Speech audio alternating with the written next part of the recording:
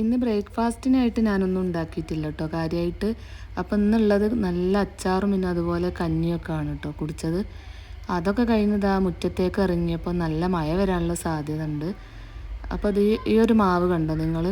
അപ്പോൾ ഈ മാവ് ഈ പ്രാവശ്യം ആദ്യമായിട്ട് പൂത്തിട്ടുണ്ട് കേട്ടോ.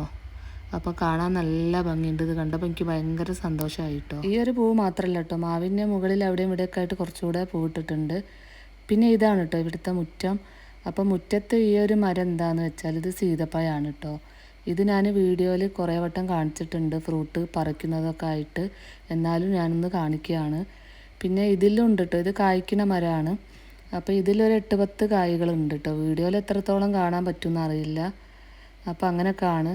അപ്പം ഇന്ന് ഞാൻ വ്ളോഗ് ഇടുന്നില്ല എന്ന് വിചാരിച്ചായിരുന്നു കേട്ടോ. അപ്പോൾ എന്നിപ്പോട്ട് നമുക്ക് ശീലമായതുകൊണ്ട് എന്തെങ്കിലും ഇടാന്ന് വിചാരിച്ചിട്ട് അങ്ങനെ ഇടാണ് കേട്ടോ. അധിക ദിവസവും ഇവിടെ മഴ ആണ് കേട്ടോ. അപ്പോൾ അതാ കുറച്ച് വെയിൽ കണ്ടപ്പോൾ മോൻ്റെ ഡ്രസ്സൊക്കെ ഇവിടെ വിരിച്ചിട്ടതാണ്. പിന്നെ ഇതാ അന്ന് ഉച്ചയ്ക്ക് ചിക്കൻ കറിയാണ് കേട്ടോ ഉണ്ടാക്കിയത്. അപ്പോൾ അതാ ചിക്കൻ കറിയൊക്കെ ആയിട്ടുണ്ട്. അപ്പോൾ ലാസ്റ്റ് ഞാൻ കുറച്ച് വെളിച്ചെണ്ണ ഒഴിച്ചു കൊടുത്തിട്ടുണ്ട്. അങ്ങനെ പിന്നെ അതിൻ്റെ കൂടെ നെയ്ച്ചോറാണ് കേട്ടോ.